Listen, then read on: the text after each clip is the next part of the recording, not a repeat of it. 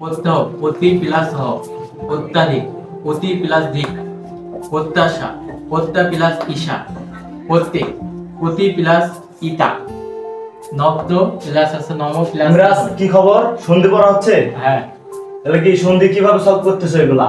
এই যে এগুলো বাংলায় পড়ছি। কিভাবে একটু সলভ করো দেখি।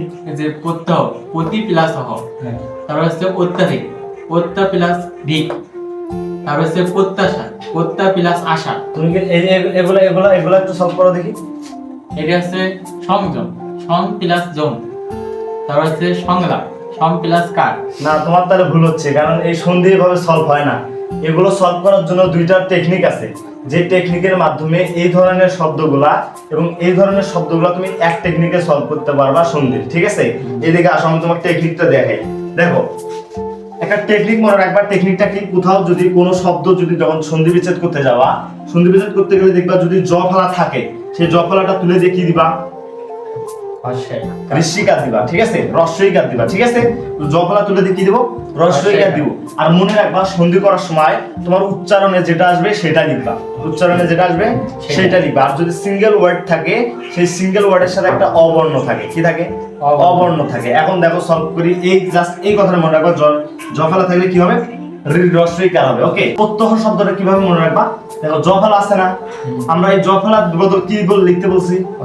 ওকে, তাহলে আমরা জ ফলার বদল আমরা লিখবো পুতি। এই যে রস্বইকার দিছি। ঠিক আছে, পুতি। এখন আমি তোমাকে বলছিলাম সিঙ্গেল বর্ণের সাথে কি থাকে?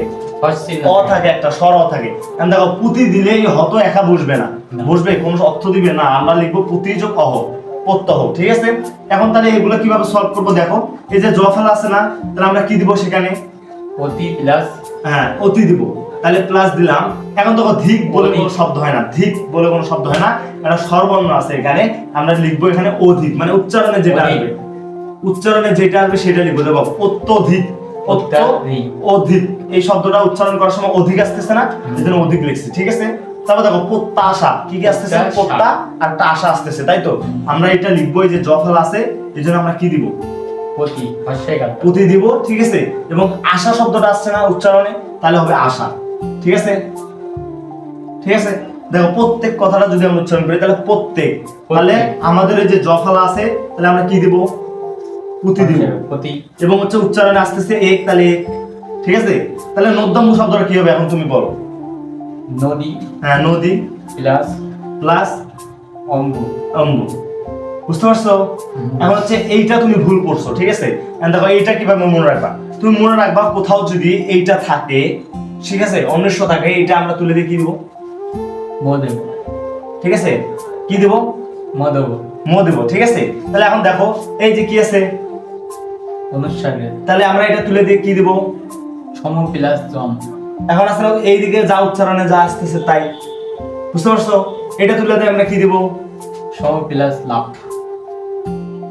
লাভ হবে শিওর না? আলাপ। আলাপ। সম প্লাস আলাপ। ওকে, চিহ্ন।